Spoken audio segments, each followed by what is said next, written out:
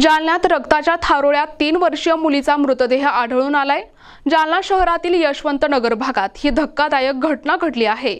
परी दीपक गोस्वामी असं मयत मुलीचं नाव असून या घटनेने संपूर्ण जालना शहरात एकच खळबळ उडाली आहे। मुलीचा मृतदेह आज सकाळी 9 वाजेच्या सुमारास रक्ताच्या थारोळ्यात पडलेला काही स्थानिक नागरिकांच्या निदर्शनास आला। स्थानिकांनी तात्काळ घटनेची माहिती तालुका जालना पोलिसांना दिली। माहिती मिळताच पोलीस पथक तातडीने घटनास्थळी दाखल झाले। पोलिसांनी घटनास्थळाची पाहणी करून तपास सुरू केलाय।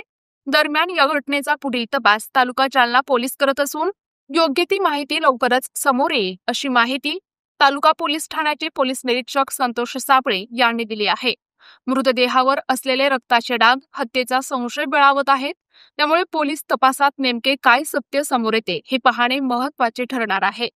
यशवंत नगर भागामध्ये एक 3 वर्षाची मुलगी परी दीपक गोस्वामी या मुलीचा पडलेला आहे। ते घटनास्थळाची पाहणी केली असता ते भटक्या जनावरांनी कुत्र्यांनी जे शरीरावरती चावा घेतल्याची प्रथमदर्शनी दिसून येत आहे। सदर घटनास्थळ पंचनामा आणि मृतदेहाचा इन्क्वेस्ट पंचनामा आम्ही करीत आहोत आणि पुढील तपास चालू आहे।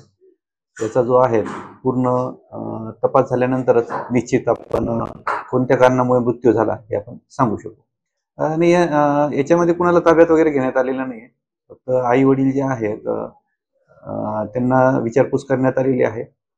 मृतदेहाची ओळख पटलेली आहे आणि मृतदेह जो आहे तो पुढील कारवाईसाठी इन्क्वेस्ट करण्यासाठी तो शासकीय रुग्णालय जालना येथे दाखल करण्यात आलेला आहे। नाही, निश्चित तसं नक्कीच नाही असं वाटत, कारण लहान मुलगी आहे आणि ती जे आहेत तसं प्रथमदर्शनी तर काही दिसत नाहीये।